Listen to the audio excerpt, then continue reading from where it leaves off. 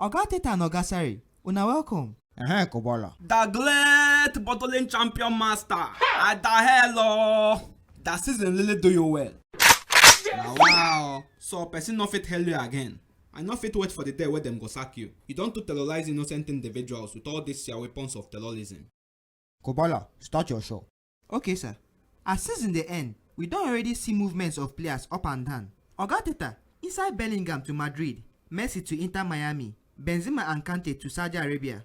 Which of the moves enter your eye pass?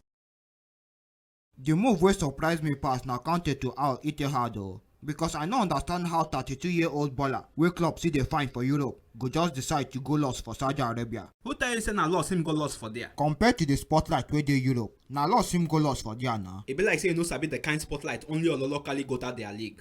Every day, I dey receive notification for my phone if Ololo just sneeze or cough for that league. I no know whether na because of the oil particles wey dey comot or the money wey him dey use as tissue paper. Oh my And by God. the way, you get 100 million to dey give am every season.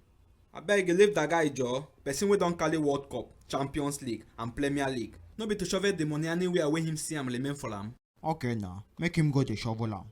Oga Sari, wetin be your opinion on top Messi movement to Inter Miami? Dem no dey get opinion for that guy matter again no. Anything wey him wan do, him go do. That guy big pass all the opinion wey the football world join together. If him decide tomorrow, say na sunshine stars him dey go. Dem no burn anybody opinion to even see sunshine. Him go overshadow everybody opinion. In other words, everybody opinion go male, born pikin, come old for inside their pocket. The people wey I been pity safe, na back away wan attempt another financial suicide by calling that guy.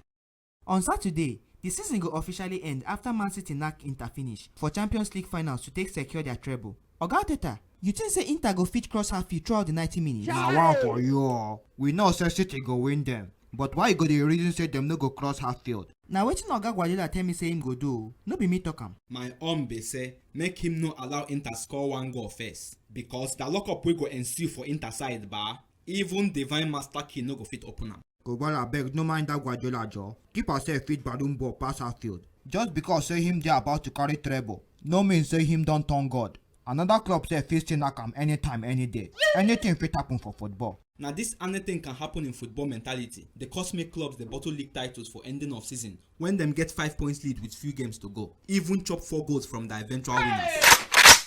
Adota, abeg o, I no call your name or Arsenal name. You forget say Dortmund chop 4 goals from Bayern hand, come bottle that league. You think that be small pikin? Shey you go comot from under that table go house. I go dey wait for you here. Kobala, you get any underground escape route under this your table? No sir. Adota, abeg na, I not don call us to talk about Arsenal. Na Borussia Dortmund I dey talk. Your father, you must chop bullet today.